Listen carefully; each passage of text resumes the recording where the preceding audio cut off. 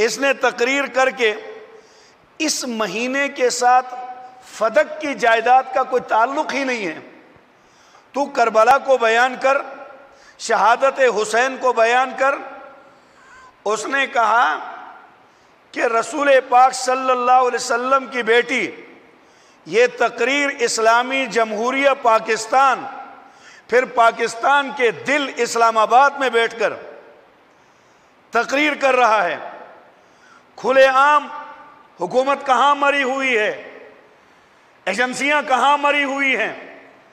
ہم اس ملک میں سب کچھ برداشت کر سکتے ہیں، ہمیں تختہ دار پر لٹکا دو، لیکن جو بات صحیح ہے وہ کہہ دیں گے۔ وہ بے ایمان کل پرسوں کی تقریر میں کہتا ہے کہ نبی پاک کی بیٹی فاطمہ کا حق ابو بکر صدیق رضی اللہ تعالی عنہ نے کہ اپنا حق لینے خلیفے کے پاس گئی، اس نے نبی کی بیٹی کا حق غصب کیا اور نبی کی بیٹی کو حق نہ دے کر کہتا ہے فاطمہ کو نہ مانتا تو گناہگار ہوتا، لیکن حق کو نہیں مانا اس لیے وہ گناہگار نہیں، وہ کافر ہو گیا ہے۔ کھلے عام اسلام آباد میں ابو بکر صدیق کو کافر کہے، مسلمان اپنی نماز پہ مطمئن ہیں۔ ایسی نمازوں کی خدا کو ضرورت نہیں کہ جہاں پر صحابہ کرام جیسی مقدس ہستیوں کو، پیارے پیغمبر کے صحابہ کو کافر کہا جائے اور یہ آواز اٹھانے سے بھی ڈرتا ہو۔ ایسے بزدل آدمی کی عبادتیں خدا کو نہیں چاہیے۔ اللہ پسند کرتا ہے دلیر آدمی کو۔ حدیث پاک میں آتا ہے اللہ بہادر آدمی کو پسند کرتا ہے۔ بولو جس نے یہ بیان دیا ہے مسلمان ہے یا کافر ہے؟ بلند آواز سے مسلمان ہے یا کافر ہے؟ لاکھ بار حکومت کہے اس سے فتنہ پیدا ہوتا ہے۔ ہمارا ایک ہی اعلان ہے، یہ کافر ہے، کافر ہے۔ لیکن اگر جب تو نے قانون پاس کر دیا، اگلے دن تجھے اپنی کتابیں راوی میں بہانی پڑیں گی۔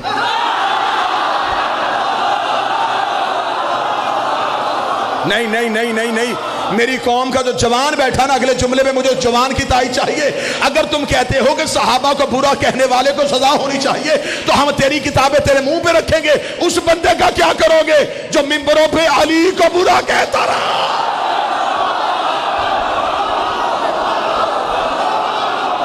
اس بندے کو پہلے سزا دو۔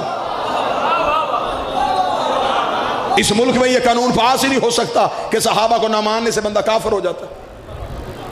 اگر تم مولوی قانون بناؤ گے کہ صحابہ کو نہ ماننے سے بندہ کافر ہوتا ہے، پھر ان صحابہ کا کیا کرو گے جو آپس میں ایک دوسرے کو نہیں مانتے تھے؟ بول پڑو، بول پڑو۔ جنگ صفین میں ادھر بھی صحابی ادھر بھی صحابی، یہ قتل کر رہے ہیں وہ قتل ہو رہے ہیں، یہ بھی رضی اللہ وہ بھی رضی اللہ۔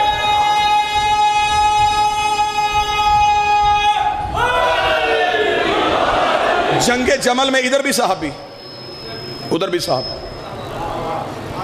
خالد بن ولید بھی صحابی، مالک بن نویرہ بھی صحابی۔ ایک قتل کر رہا ہے، ایک قتل ہو رہا ہے۔ پہلے بتاؤ کہ صحابیت کا معیار کیا ہے؟ ہمیں کہتے ہیں شیعہ صحابہ کو نہیں مانتے، شیعہ صحابہ کو نہیں مانتے۔ ہم سے یہ نہ پوچھا کرو کیوں نہیں مانتے، ہم سے کبھی آ کے پوچھو کس وجہ سے نہیں مانتے، ہم تمہیں وجہ بتا دیں گے کہ ہم کس وجہ سے نہیں مانتے۔ نہیں جی، ہم صحابہ کو اہل بیت کے برابر دیکھنا چاہتے ہیں۔ یہ تیری حسرت ہی رہنی ہے، یہ تیری خواہش پوری نہیں ہونی، یہ کبھی بھی نہیں پوری ہونی، یہ تیرے بڑی دیر کی حسرت ہے۔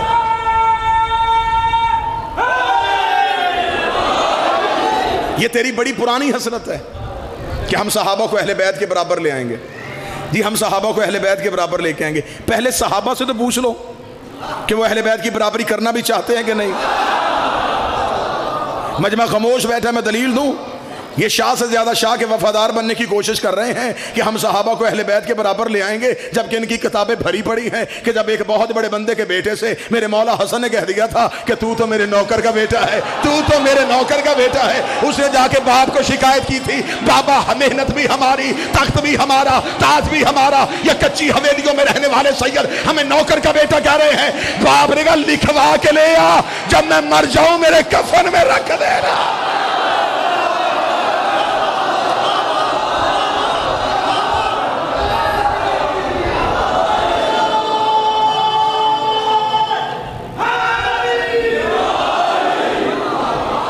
صحابی اپنے آپ کو نوکر کہلوا رہے ہیں، تو جو ہے صحابہ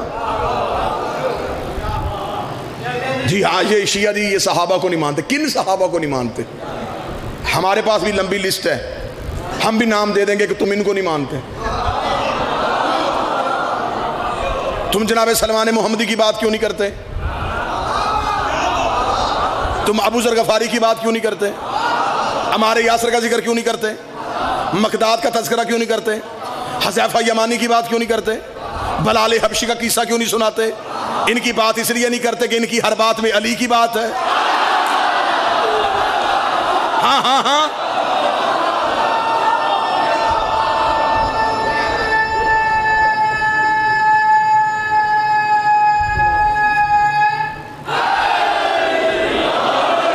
یہ ضروری ہے کہ بندہ وی آئی پی صحابہ کو مانو تو پھر صحابہ کی عزت ہوتی ہے۔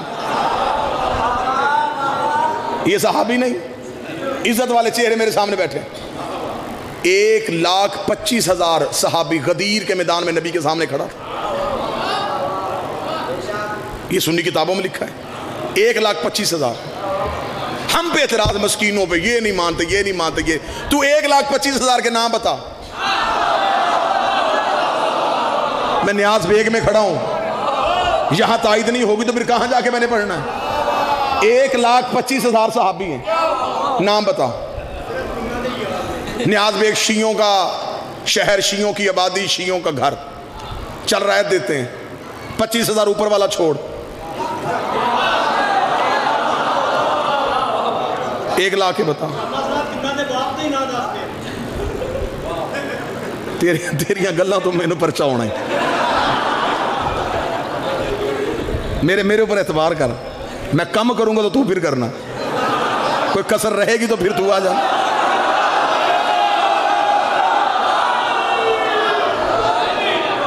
لہذا توجہ میری طرف کرنا، 75,000 کے بتا۔ تیرے پاس 75,000 صحابہ کے نام نہیں، تو 1,25,000 پی جائے مسلمان، میں 2-4 چھوڑ دوں، کافر۔ بولو جو علی کے نوکر بیٹھے ہو، اسے نہیں مانتے، اسے نہیں مانتے، اسے نہیں مانتے۔ ہم ڈنکے کی چوٹ پہ کہتے ہیں کوئی عقیدے میں منافقت نہیں، ہم جنہیں نہیں مانتے نہیں مانتے۔ مجھ سے کوئی نہیں بندے راضی کرنے کے لیے ہر نام کے ساتھ حضرت لیا جاتا، جب نہیں مانتے تو پھر نہیں مانتے۔ عقیدے میں کوئی تنگی تو نہیں ہے نا جی، ہمارا عقیدہ ہے، ہم نہیں مانتے، ہم اہل بیت کے مقابلے پہ آنے والے کسی کو بھی نہیں مانتے، کوئی بھی ہو۔ ہماری عقل، ہمارا ذہن، ہمارا عقیدہ، ہماری ماؤں کی تربیت ہمیں نہیں ماننے دیتی جو اہل بیت کے مقابلے پہ ہے۔ جب میں نے یہ جملہ کہہ دیا جو اہل بیت کے مقابلے پہ آئے، اب آج کے بعد یہ نہیں کہنا یہ صحابہ کو نہیں مانتے، کہنا یہ انہیں نہیں مانتے جو اہل بیت کے مقابلے پہ آئے۔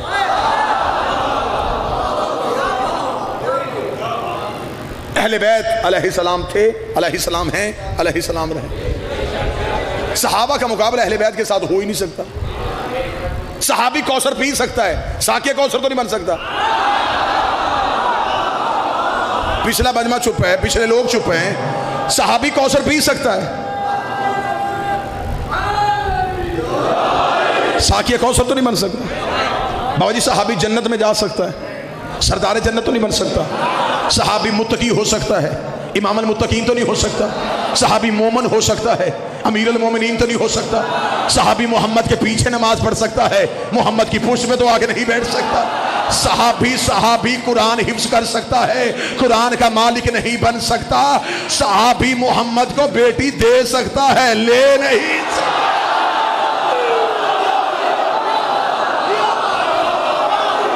یہ صرف اہل بیت کا خاصہ ہے.